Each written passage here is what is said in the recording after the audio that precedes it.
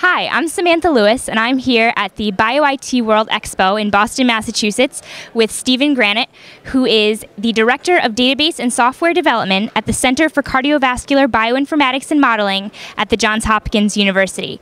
And today I'm going to talk with Stephen about the Cardiovascular Research Grid project that he's been working on. Stephen, thank you so much for taking the time to talk with us today. My first question for you would be, what does the CVRG enable physicians and researchers to collaborate on? Well, within the CVRG, what we've been working to try to do is to bring tools to the physicians through software as a service. And in doing so, what we've been able to bring to them are tools to be able to share clinical data, ECG data, and imaging data. And in doing so, we're able to hopefully make it so that they can store those data and collaborate on the research that they're doing. At the same time, we've also been bringing to them genomic data tools, such as the Galaxy tool that's been developed at Emory University.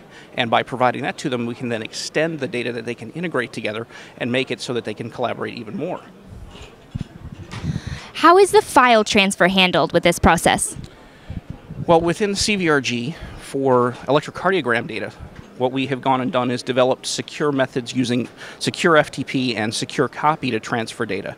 We're working on extending that with tools developed by the University of Chicago, namely the Globus Online tool from the Computational Institute, to make it so that there are much faster methods of transferring that data. With the imaging data, instead, there is a tool called the Radiological Society of North America Clinical Trial Processor, or the RSNA CTP tool. And in the RSNA CTP tool, it's able to take imaging data from the DICOM format and send it then over the internet in using secure HTTP, and then translate it back into DICOM when it's received at our end. So we transfer data in many different methods, I guess is the best way to put it. And I know that security is a big concern for a lot of the researchers using these. So how is the data secured using this system, and how does it meet HIPAA requirements? So in terms of security, what we've gone and done is use tools that are available, namely from a group called CI Logon, which is an NSF-funded cybersecurity infrastructure project.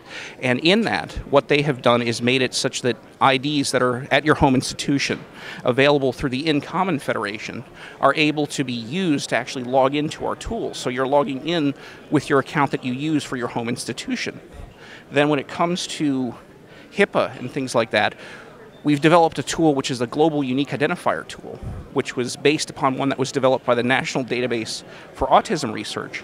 And in that, end users are able to put in information about the subject, but before it even gets sent to the CVRG, it's encrypted. And that encryption is a one-way encryption, such that it can't be translated the other direction. So when we store information about subjects, we're not knowing who they are, but we're able to at least use an identifier to associate all of their data, so it's secure. So I'll just ask you one final question then, since you are an experienced bioinformatics professional. Sure. What sort of advice would you give researchers looking to use the cloud to store their data?